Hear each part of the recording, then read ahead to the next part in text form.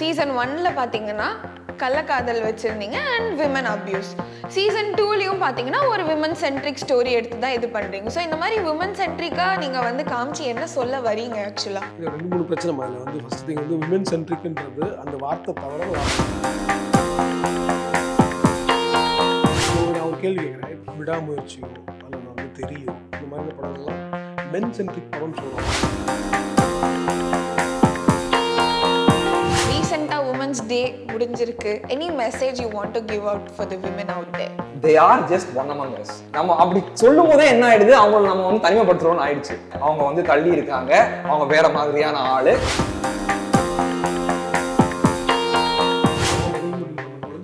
I was very proud of doing it. நான் என்னோட எங்கள் அம்மாவோட கதையை நான் பண்ணேன். நான் பிரிச்சுட்டாங்க. டைரக்ஷன் வேற, ரைட்டிங் வேற. எழுதுறவங்க டைரக்ட் பண்ணணும்னு அவசியம் இல்லை, டைரக்ட் பண்றவங்க கண்டிப்பா எழுதணும்னு அவசியம் இல்லை.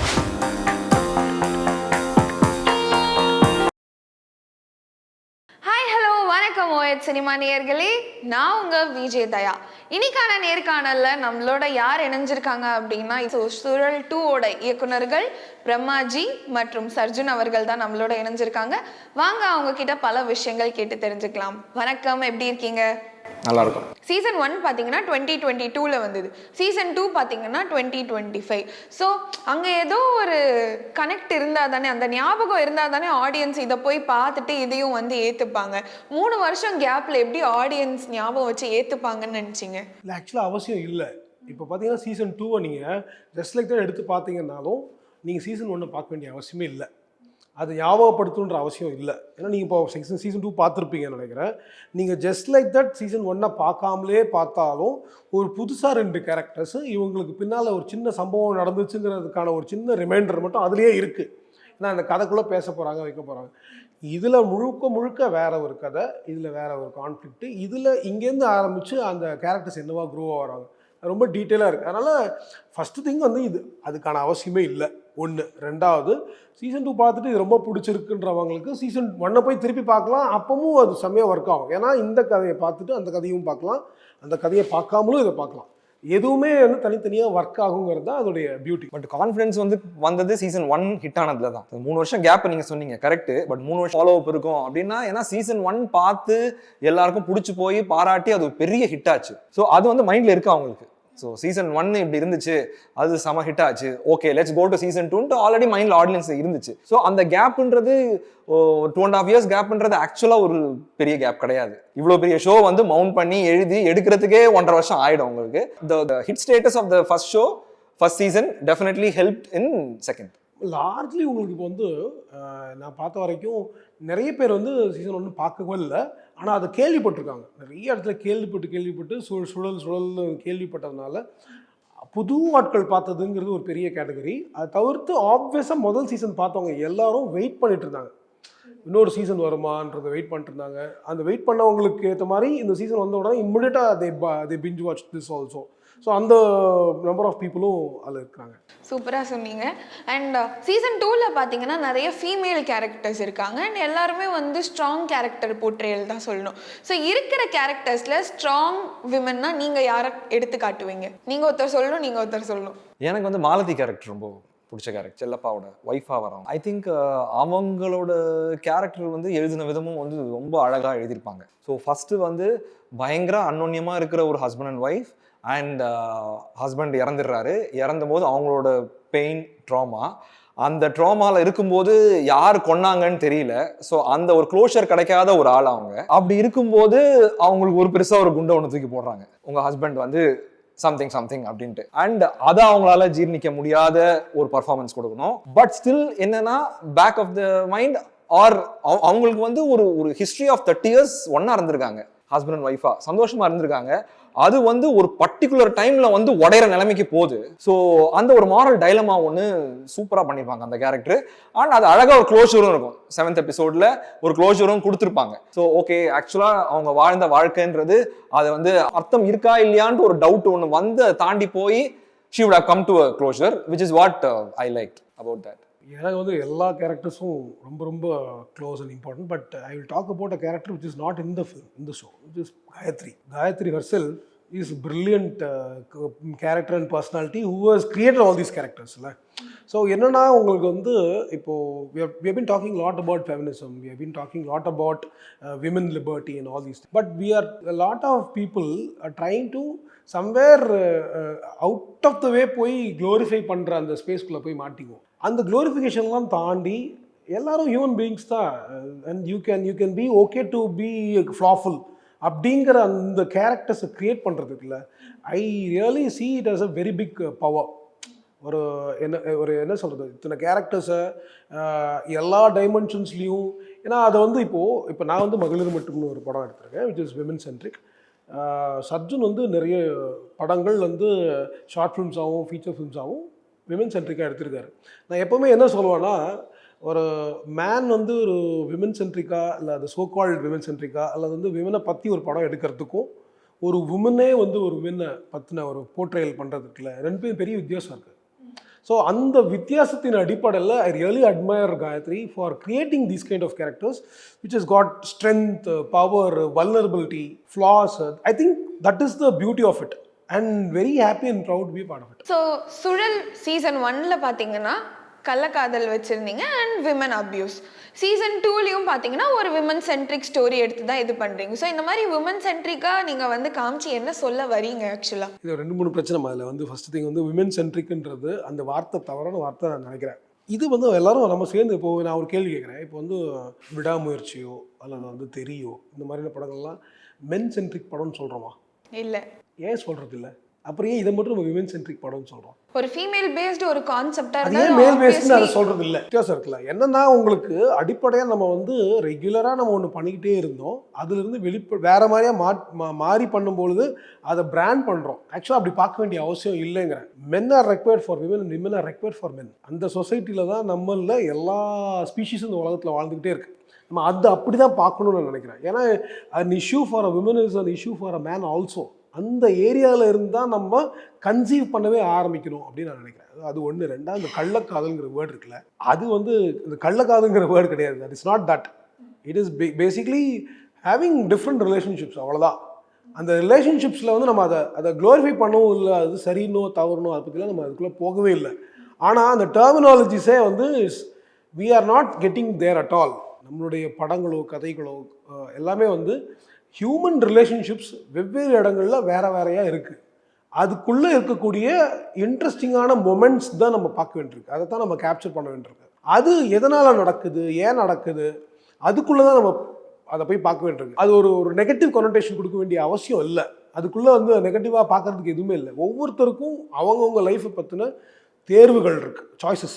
அந்த சாய்ஸஸை அவங்களுடைய பார்வையிலேயே பார்க்கணுங்கிறது தான் முக்கியம். நான் இதே இவ்வளோ பெரிய விஷயமா அதை பேச வேண்டியிருக்குன்னா மொத்த ஷோவுமே அதை பற்றி தான். நீங்கள் முதல் சீசனில் உங்களுக்கு வந்து குழந்தைங்களோட சித்தப்பா சித்தி இல்லை, அந்த சித்திக்கு வந்து வேற ஒருத்தரோட ஒரு உறவு இருக்குது, அதை பற்றி சித்தப்பாவே கவலை பண்ணல இல்லையா? ஏன் அப்படின்னு சொன்னால் அந்த உறவுகளை பற்றின புரிதல் அவங்களுக்கு இருக்கத்தான் செய்யுது. அந்த உறவுக்கான ஒரு நேர்மையும் தேவையையும் பற்றி தேர்ட் பர்சனாக ஒருத்தர் இருந்து, அதாவது ஆடியன்ஸாக நம்ம இருந்து அதை நம்ம ஜட்ஜ் பண்ணாத இடத்துல போய் நிப்பாட்டணுங்கிறது ஷோவுடைய ஓவரால் அப்ஜெக்டிவ். நம்ம அந்த அப்ஜெக்டிவை நோக்கி தான் நம்ம ட்ராவல் பண்ணிகிட்ருக்கோம். ஸோ அது ஒன்று. ரெண்டாவது, இது வந்து basically it's a social issue, அவ்வளோதான். ஒரு அப்யூஸோ இல்லை இந்த சீசனில் நம்ம பேசியிருக்கிற ஒரு விஷயமோ அதுக்கு பின்னால் இருக்கக்கூடிய காரியங்கள் நம்ம அலசி பார்க்கும்போது அதில் பற்றி நம்ம புரிஞ்சுக்கும் பொழுது தான் ஒரு ஓவரால் பிக்சர் கிடைக்கும். சினிமாவில் இல்லாத ஒரு வாய்ப்பு வெப்சீரிஸில் என்ன அப்படின்னு சொன்னால், ஒரு விஷயத்தை பற்றினா எல்லாருடைய பர்ஸ்பெக்டிவும் தெரியுதுங்கிறது ரொம்ப முக்கியம். நம்ம இங்கேருந்து எதை பார்க்குறோம், அந்த பக்கத்தில் எதை பார்க்குறோம், ரெண்டும் வேறையாக இருக்கும். அந்த பார்வையை வந்து ரெண்டு பக்க பார்வையும் பார்க்கறதுக்கான வாய்ப்பு தான் வெப்சீரிஸ். ஸோ அந்த வாய்ப்பை உருவாக்குறது தான் அப்ஜெக்டிவை தவிர்த்து ஒருத்தரோட சென்ட்ரிக்காக இருக்கணும், இன்னொருத்தரோட சென்ட்ரிக்காக இருக்கணும் நோக்கம் இல்லவே இல்லை. ஸோ நீங்கள் கேட்டிங்க ஏன் விமன் சென்ட்ரிக் சொல்கிறோன்னு. ஸோ காலங்காலமாக பார்த்தீங்க அப்படின்னா அந்த ஹீரோ வர்ஷிப்பாக இருக்கட்டும், அந்த ஹீரோக்கு இம்பார்ட்டன்ஸ் கொடுத்துட்டு இருந்தாங்க ஃபிலிம்ஸில். ஸோ அது டீவியேட் ஆகும்போது விமன்ஸ்க்கு இம்பார்ட்டன்ட் ஆகும்போது ஸ்ட்ரெஸ் பண்ணுறாங்க விமன் சென்ட்ரிக்னு, அதை செல்லிங் பாயிண்ட்டாகவே வைக்கிறாங்க. நீங்கள் என்ன கேட்டிங்கல்ல ஏன் சொல்கிறீங்க விமன் சென்ட்ரிக்னு, அதனால நான் சொல்கிறேன். இது இல்லை, ஆக்சுவலாக நீங்கள் பார்த்தீங்கன்னா இப்போ நீங்கள் சொல்கிற இந்த விமன் சென்ட்ரிக் இருக்குல்ல, இது வந்து ஷோவாக பார்த்தோம் அப்படின்னா ஷோவில் வந்து ஸ்ட்ராங்கான விமன் கேரக்டர்ஸை எழுதியிருக்காங்க கரெக்டாக. வேர் ஆக்சுவலாக சீசன் 2 வந்து more of women strong characters தான் ஷோ வந்து இழுத்துட்டு போகிறது கரெக்டா? அண்ட் இந்த சான்ஸ் வந்து மெயின் ஸ்ட்ரீம் சினிமால நம்மளால பண்ண முடியாது. ஏன் அப்படின்னா அது there are many reasons including business, market, larger audience, theatrical போகும்போது. Yes, I am not saying women strong characters எழுதின எதுவுமே வந்து ஜெயிக்கல அப்படின்னு இல்லை, டெஃபினட்டா ஜெயிச்சிருக்கு. பட் பெரிய கேன்வாஸா, பிகர் கேன்வாஸா பார்த்தீங்க அப்படின்னா இந்த மாதிரி ஒரு ஷோல டெஃபினட்டா அதை பண்ண முடியும். அண்ட் அதை வந்து ஆல்ரெடி ஒரு ஹிட் ஃப்ரான்ச்சைஸ் கொடுத்துருக்கிற ஒரு ஷோ இப்போ திருப்பி செகண்ட் சீசன் பண்ணும்போது இன்னும் புதுசாக ஏதாவது பண்ணலாம், இன்னும் ஜாஸ்தியா பண்ணலாம். எதெல்லாம் மெயின் ஸ்ட்ரீம் சினிமால பண்ண முடியலையோ அது எல்லாத்தையும் இங்க பண்ணலாம். ஸோ அந்த பாயிண்ட் ஆஃப் வியூல டெவலப் பண்ண ஷோ தான் இது Suzhal season 2, where number of women characters and எல்லாருக்குமே வந்து ஸ்ட்ராங்கர் ரோல்ஸ் அண்ட் எல்லாருமே வந்து ஸ்க்ரீன் பிளே முன்னாடி இழுத்துட்டு போறவங்க அண்ட் கடைசியா சொல்யூஷன் கொடுக்குறவங்களும். ஸோ இது வந்து இவ்வளோ பெரிய ஸ்கேல்ல, இவ்வளோ ஒரு பெரிய கேன்வாஸ்ல இந்த மாதிரி ஒரு கதையை நீங்க வந்து ஒரு மெயின் ஸ்ட்ரீம் சினிமால சொல்ல முடியுமா அப்படின்னு கேட்டா I don't think so. Which this has given a chance, then why not? So recent Women's Day முடிஞ்சிருக்கு. Any message you want to give out for the women out there? Who are we to give a message to someone? இல்ல அதுதான் இங்க பிரச்சனையே. இங்க என்னன்னா நம்ம வந்து advice இல்ல மெசேஜ்னு சொல்லணும்னு சொல்றீங்கல்ல, which is what is the problem here. They are just one among us. நம்ம அப்படி சொல்லும் போதே என்ன ஆயிடுது, அவங்களை நம்ம வந்து தனிமைப்படுத்துறோம்னு ஆயிடுச்சு. ஓகே. ஸோ என்ன சொல்ல விரும்புறீங்க அவங்கள பத்தி அப்படின்னு கேட்கும் போது அப்ப என்ன ஆகுதுன்னா அவங்க வந்து நம்ம பக்கத்துல இல்ல, அவங்க வந்து தள்ளி இருக்காங்க, அவங்க வேற மாதிரியான ஆளு. ஸோ அவங்களுக்கு என்ன சொல்ல வரீங்கன்றதான் அதோட மீனிங். என் பாயிண்ட் ஆஃப் வியூல நான் வந்து I am seeing that equality is already there and that is where we are inside. நம்ம அதை வந்து அவங்கள அதான் இந்த ஃபீமேல் சென்ட்ரிக் படங்கள் இல்ல விமன் சென்ட்ரிக் ஃபிலிம்ஸ் இல்ல அவங்களுக்கு என்ன மெசேஜ் சொல்ல விரும்புறோம் இந்த மாதிரி சொல்லி அவங்கள நம்பர் 1 தனிமைப்படுத்த வேணாம். நம்பர் 2 அவங்கள வந்து also women are human beings, men மாதிரி தான் அவங்களும். So they are also flawed. அவங்ககிட்டயும் நல்ல விஷயங்கள் இருக்கு, அவங்ககிட்டயும் கெட்ட விஷயங்கள் இருக்கு. ஐ திங்க் அதை மொத்தமா சேர்த்து ஒரே யூனிட் தான் பார்க்கணும்னு நினைக்கிறேன் நான். அது தனியா பிரிக்கவே கூடாது. பிரிச்சு இந்த மாதிரி அட்வைஸ் அப்படின்ற ஒரு பெரிய வார்த்தையெல்லாம் சொல்லவே கூடாது. ஓகே. ஸோ நீங்க அந்த விமன் சென்ட்ரிக் சொல்லக்கூடாதுன்னு சொன்னதுனால நான் கேட்கிறேன், நிறைய ஃபிலிம் மேக்கர்ஸ் அதை வந்து செல்லிங் பாயிண்டாவே வைக்கிறாங்களே, அதை பத்தி உங்களோட கருத்து என்ன? செல்லிங் பாயிண்டா எனக்கு தெரிஞ்சு நான் ஒன்று சொல்றேன், சாரி, அது என்னன்னா நம்ம வந்து don't take it in that way also. நீங்கள் வந்து ஒரு ஒரு படத்தை உருவாக்கி வந்து ஆடியன்ஸ் கிட்ட கொண்டு வந்து சேர்க்கும் பொழுது நிறைய விஷயங்களை அதோடைய ஸ்ட்ரென்த்தை பற்றி பேச வேண்டிய அவசியம் இருக்குது. அது தப்பாக சொல்ல வேண்டிய அவசியம் இல்லை. இப்போ நாங்களுமே வந்து நான் மகளிர் மட்டும் பண்ணும் பொழுது I was very proud of doing it. நான் எங்கள் அம்மாவோட கதையை தான் நான் பண்ணேன். எங்கள் அம்மாவோட சின்ன வயசு நடந்த கதை, அதை தான் நான் வந்து ஒரு படமாக பண்ணுறதுக்கு முயற்சி பண்ணேன். We are very proud of it, that's all. நாம் நாளைக்கு இன்னொரு படம் பண்ணுவேன், அந்த படத்தில் வந்து அந்த படத்துக்கான ஒரு ஸ்ட்ரென்த்தை பற்றி பேசுவேன், அவ்வளோதான். அது வந்து ஒரு கமர்ஷியல் வேர்ல்டில் நீங்கள் செய்யக்கூடிய ஒரு விஷயத்த கொண்டு வந்து மக்கள்கிட்ட சேர்க்கறதுக்காக நம்ம நிறைய பேச போகிறோம், அவ்வளோதான்.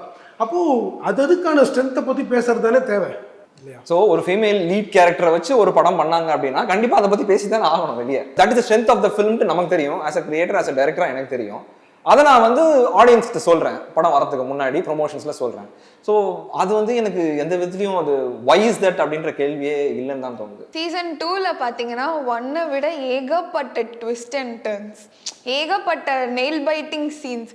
ஏன் சார் இப்படி ஆடியன்ஸாக எங்களை வந்து எட்ஜ் ஆஃப் த சீட்டில் உட்கார வச்சிங்க? இல்லை மாற்றிட்டு போயிடுவீங்க, இல்லை மாற்றிட்டு போயிடுவீங்க, பார்க்க மாட்டீங்க, வேற ஷோ பார்த்துருவீங்க, ரிமோட் கண்ட்ரோல் கையில் வச்சுட்டே இருக்கீங்க, டக்குன்னு வந்து ஃபாஸ்ட் ஃபார்வர்ட் பண்ணிடுவீங்க, இல்லைன்னா வேற சேனலுக்கு போயிடுவீங்க, வேற ஏதாவது ஷோக்கு போயிடுவீங்க. But how did you make it work? It is absolutely all credits to Pushka Gayatri. It was written that way. And அதை எழுதுனதுக்கு அப்புறமா அவங்க அப்படி எழுதிட்டாங்களா, ஒன்றை வந்து பார்த்துக்கிறான்னு சொல்லிட்டு அதுக்கு மேலே நம்ம என்ன பண்ண முடியும்? அது ஒரு ட்ராமாவை க்ரியேட் பண்ணி இன்னும் கொஞ்சம் சஸ்பென்ஸ்ஃபுல்லாக ஆக்கணுங்கிறது ஐடியா. அந்த ஐடியாவில் தானே ஒர்க் பண்ணுறோம் நம்ம எல்லாருமே. ஸோ அப்போது ஆடியன்ஸை இன்ட்ரெஸ்ட் பண்ணணுங்கிற எண்ணத்தில் தான் அட்டெம்ப்ட் பண்ணுறோம் எல்லாமே. பட் உங்கள் ஆன்சர் வந்து ரைட்டிங்லேயே இருக்குது. அவங்க எழுதும் போது டிசைட் பண்ணி எழுதுனது, இதெல்லாம் தேவை, இந்த எபிசோடில் இதெல்லாம் தேவை. ஸோ சீசன் 1ல் இதை கொடுத்துருக்கோம், சீசன் 2ல் இன்னும் ஜாஸ்தி கொடுக்கணும் அப்படின்ட்டு எழுதின ஷோ தான் அது. ஆனால் இந்த கிளைமேக்ஸ் அண்ட் அதில் வர ரெவலேஷனும் வந்து யாருமே எக்ஸ்பெக்ட் பண்ணியிருக்க மாட்டாங்க, right?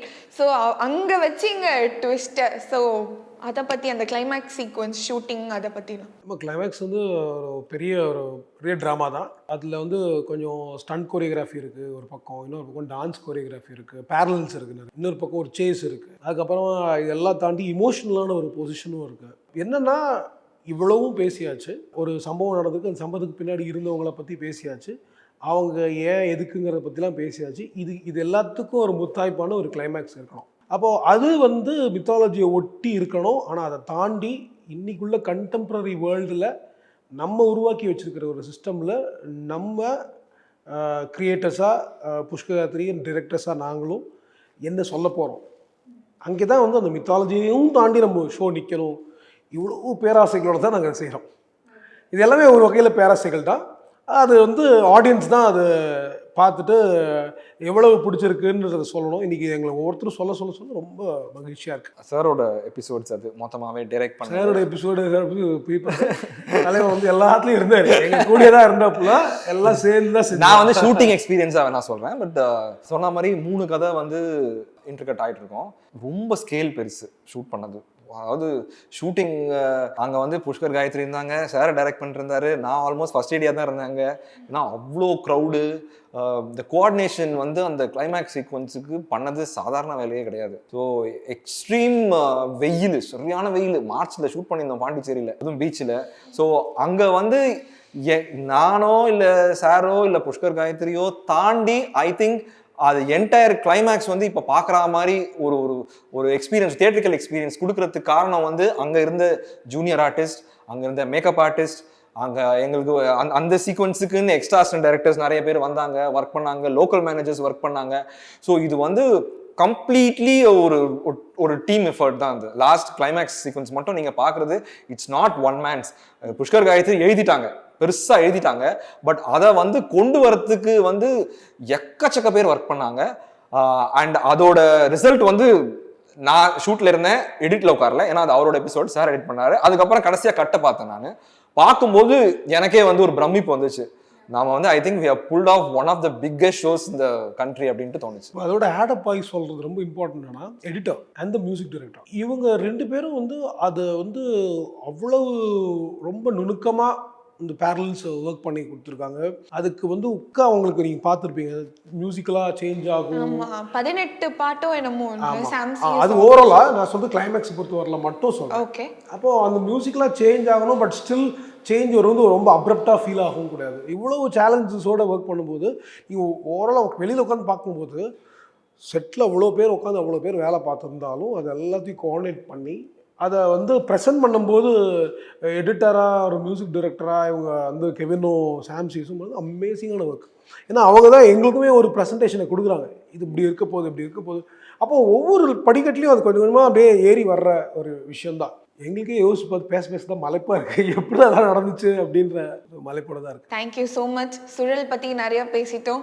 So one final question to both of you. And நீங்கள் வந்து பார்த்தீங்க அப்படின்னா லக்ஷ்மியும் மட்டும்தான் எழுதி இயக்கியிருக்கீங்க, மற்றது எல்லாமே வந்து நீங்கள் இயக்க மட்டும்தான் செஞ்சுருக்கீங்க. உங்களோட ஐடியா என்ன அடுத்து இண்டஸ்ட்ரியில்?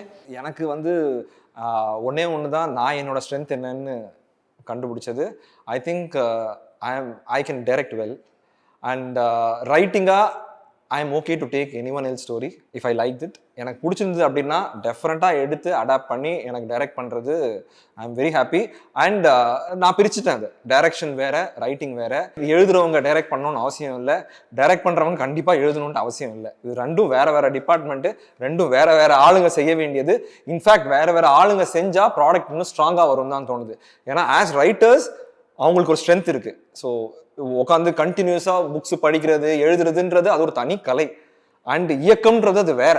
ஸோ எழுதுனதை ஸ்க்ரீனில் கன்வெர்ட் பண்ணுறது அது டோட்டலாக வேற ஒரு வேலை. ஸோ இந்த ரெண்டுத்தையும் சேர்க்கும் போது டெஃபினட்டாக இந்த ரெண்டுத்தையும் சேர்த்து ஜெயிச்சவங்களாம் நிறைய பேர் இருக்காங்க. பட் நான் வந்து இது ரெண்டும் பிரித்து பார்த்தா இன்னும் வெரைட்டி ஆஃப் ஸ்டோரிஸ் வரணும், இன்னும் டிஃப்ரெண்ட்டாக பண்ணலாம், ஜானர்ஸை நிறைய எக்ஸ்ப்ளோர் பண்ணலாம் அப்படின்றது நான் நம்புறேன். ஐ திங்க் நான் அந்த ரூட் தான் எடுப்பேன். ஸோ சர்ஜுன் எழுத மாட்டாரு. கதை எனக்கு வந்து ஜென்ரலாக கதை கரு கிரியேட் பண்ணுறது பிடிக்கும், அதை நான் வந்து கிரியேட் பண்ணுவேன். பட் எப்போவுமே எழுதுறதுக்கு இன்னொருத்தர்கிட்ட கொடுத்துருவேன். ஏன் அப்படின்னா குறை கண்டுபிடிக்கிறது ரொம்ப ஈஸி, நம்மளால எழுதிட்டு நம்மளே குறை சொல்றது இருக்குல்ல, அதுதான் கஷ்டம். ஸோ இன்னொருத்தர் எழுதுறாங்க அப்படின்னா அவங்ககிட்ட என்ன வேணுன்றதை சொல்லலாம். எனக்கு தெரியும் என்ன வேணுன்றதை எனக்கு சொல்ல தெரியும். இப்படி வேணும், இதை எழுதாதீங்க, இந்த சீன்ல இப்படி தேவைன்னு தோணும். ஆனா அது எழுதுறது இருக்குல்ல, அது ஒரு தனி தவம். அது வந்து எல்லாருக்கும் வராது. லக்ஷ்மி மாதிரி ஒரு கிரிட்டிக்கலி அக்ளைம் ஷார்ட் ஃபிலிம் கொடுத்துட்டு இப்படி சொல்றது தான் எனக்கு அதுதான் நான் என்ன அர்த்தம்னா, நான் இவால்வ் ஆயிட்டேன்னு அர்த்தம். ஆஸ் அ பர்சனா இவால்வ் ஆயிட்டேன்னு அர்த்தம். ஐ மீன் உள்ள வரும்போது நானும் அப்படிதான் நினைச்சேன். ஐ திங்க் நம்மளே தான் எல்லாத்தையும் எழுதுறோம், நம்மளே தான் எல்லாத்தையும் இயக்க போறோம்னு நினைச்சேன். பட் இப்ப பாருங்க, எக்ஸாம்பிள் சுடலே எடுத்துக்கோங்க. இது வந்து இன்னொருத்தர் எழுதினது, அவங்களோட விஷன். ஸோ எனக்கு இது வந்து பயங்கரமான ஒரு எக்ஸசைஸ். ஸோ அவங்க எழுதி கொடுத்ததை அவங்களுக்கும் அவங்களோட விஷன் அதே நேரத்தில் என்னோட சென்சிபிலிட்டிஸ்க்கும் கரெக்டாக சிங்க் ஆகி ஒரு மேட்டரை வந்து வெளியே கொடுக்குறதுன்றது it's not a easy thing. I think I really enjoy this process. That's what I do. Sir, நீங்க மகளிர் மட்டும் அப்புறமா வந்து உங்களை ஃபிலிம்ஸ் அடுத்து எப்போ பார்ப்போம்? அடுத்தது வந்து ஃபீச்சர் ஃபிலிம்ஸ்க்கான வேலைகள் தான் பண்ணிகிட்ருக்கேன். ஆல்ரெடி வந்து 2 ஷோ எழுதி டெவலப்மெண்ட்டோட முடிஞ்சு ப்ரொடக்ஷனுக்காக வெயிட் பண்ணிட்டுருக்கேன். பட் அது எப்போ நடக்க போகுதுன்னு தெரில. But I am now focusing only on feature films. என்னென்னா புஷ்கர் 3 வந்து என்ன பண்ணிட்டாங்கன்னா 2 விஷயம் ஆயிடுச்சு. ஒன்று வந்து இவ்வளோ பெரிய விஷயத்தை எழுதி இந்த டைரக்ட் பண்ணுன்னு அப்படியே கொடுத்தோன்னே ஒரு பெரிய அல்வா சாப்பிட்ட மாதிரி ஆகிப்போச்சு. அது ஒரு பக்கம் வந்து சோம்பேறித்தனமாக இருக்குது, இன்னொரு பக்கம் பயமாகவும் இருக்குது. ஏன்னா இவ்வளவு டீட்டெயில்டான ஒரு ரைட்டிங்கை பார்த்துட்டு நம்ம திருப்பி அதே மாதிரி இன்னொன்று எழுதணுங்கிறது வந்து ஒரு பெரிய வேலையாக இருக்குது. சாதாரண விஷயம் கிடையாது. அப்போது அஃப்கோர்ஸ் எனக்கும் வந்து நான் இப்போது அடுத்த 2 ஃபீச்சர் ஃபிலிம்ஸ்க்கான ஒரு டிஸ்கஷனில் இருக்கும். அது 2மே வந்து வேறு ஒரு ரைட்டர்ஸ் தான். அவங்க எழுதுனதை நான் டைரக்ட் பண்ணுற மாதிரி பேசிகிட்டு இருக்கோம். ஒன்று வந்து இன்னொரு இன்ட்ரெஸ்டிங்கான விஷயம்னா, நான் எழுதி இன்னொருத்தர் டைரக்ட் பண்ணுற மாதிரி, என்னுடைய one of the assistants direct பண்ணுற மாதிரி ஒரு டிஸ்கஷன். இது எல்லாமே எப்போது சாத்தியமாகுது, இதுக்கான வாய்ப்பு எப்போ உருவாகுதுன்னா, இப்படிலாம் பண்ண முடியுன்றது தோன்றது எப்போ தோணுதுன்னா, புஷ்கர் கைதில் ஒர்க் பண்ணும்போது தான் தோணுது. ஏன்னா அது முன்னாடி வரைக்கும் எனக்கு வந்து இந்த கொலாபரேட்டிவ் ஒர்க்குன்றது எப்படி இருக்குன்னே கற்பனை பண்ணி பார்க்கவே முடியல. அப்போது ஒரு ரைட்டராக அவங்க டைரக்டராகவும் இருந்துக்கிட்டு இன்னொருத்தரை டைரக்ட் பண்ண வைக்கிறாங்கல்ல, அந்த ஒரு ஸ்பேஸை க்ரியேட் பண்ணுறாங்கல்ல, அதுதான் வந்து இன்றைக்கி ஒரு வரக்கூடிய காலங்களில் ரொம்ப இன்ட்ரெஸ்டிங்கான ஒரு படமாக அமையும். ஏன்னா நிறைய மைண்ட்ஸ் அதுக்குள்ளே வருது. அந்த மைண்ட்ஸ் வரும்போது இப்போல்லாம் நான் வந்து எனக்கு வந்து இம்மிடியட்டாக ஏதாவது ஒரு கதையோ இல்லை ஐடியாவோ இல்லை ஸ்கிரிப்டோ தோணும், இம்மிடியட்டாக சர்ஜன்ட்டு கொடுத்து சர்ஜன் இது படிங்க, இதை படித்து சொல்லுங்கள், என் கதையை நீங்கள் டைரக்ட் பண்ணுவீங்களா? ஏன்னா நம்ம வந்து சும்மா இருக்கும்போது நிறைய யோசிச்சு வச்சுருக்கோம்ல, நம்ம நிறைய கதைகள் இருக்குது. அப்போ இதெல்லாம் நம்ம எழுதி வேற ஒருத்தர் டைரக்ட் பண்ணும்போது, ஏன்னா அந்த கதைக்கான ஸ்ட்ரென்த்து ஒரு டைரக்டராக இன்னொருத்தர் இருக்கிறத பார்க்குறோம். நம்ம வந்து வேற ஒருத்தருடைய கதைகளில், திரைக்கதைகளில் வந்து இது நம்ம கிடச்சா நம்ம சூப்பராக பண்ணலாமே அப்படிங்கிற ஆர்வமும் வருது. ஐ திங்க் இதுதான் வந்து இன்றைக்கி எங்களுடைய அந்த அந்த அந்த பரிணாம வளர்ச்சின்னு சொல்லலாம். ஏன்னா அப்ராடில் இருக்குது, அப்ராடில் வந்து நிறைய ரைட்டர்ஸ் மலையாளத்தில் இருக்குது. மலையாளத்தில் வந்து நீங்கள் வந்து பார்த்தாங்கன்னா நிறைய ரைட்டர்ஸ் வந்து they stay as writers and they are ready to give the script to others and make them direct. அதே மாதிரி மற்றவங்களுடைய கதையை எடுத்துக்கிற ஆர்வத்துலையும் டைரக்டர்ஸும் இருக்கிறாங்க. ஸோ அது ரெண்டும் வேறங்கிறத டீட்டெயிலாக புரிஞ்சுக்கிறதுக்கான வாய்ப்பு தான் Suzhal. So we are looking forward for so many collaboration. So with this thank you so much. I think சுழல் 1 and 2 வந்து super duper hit, audience R loving. நான் நிறைய கொஷனுக்கு என் வாய்க்கு நீங்கள் பூட்டு போட்டீங்க, ஏன்னா எதுவும் ரிவீல் பண்ண முடியாது அப்படின்றதுனால எதையும் கேட்க முடியல. But I think so far நான் எல்லாமே கவர் பண்ணேன் அப்படின்னு நான் நினைக்கிறேன். Anything else you want to say? Very happy for சுழல் அண்ட் திஸ் பர்டிகுலர் இன்டர்வியூ. நிறைய பேசுனீங்க, ரொம்ப நல்லா டீட்டெயிலாக பேச முடியுது. சுழல் சீசன் 1 பார்க்கலனாலும் சீசன் 2 பார்க்க முடியும். சீசன் 2 பார்த்துட்டு நீங்கள் திருப்பி கூட சீசன் 1 பார்க்க முடியும். அதனால் enjoy the show and spread the word. Please watch season 2 Sural on Amazon Prime. Thank you so much sir. All the best for your ventures too. Thank you. இந்த வீடியோ உங்களுக்கு பிடிச்சிருந்தா லைக் பண்ணுங்க, share பண்ணுங்க, comment பண்ணுங்க. மறக்காம OH cinema சேனலுக்கு subscribe பண்ணுங்க.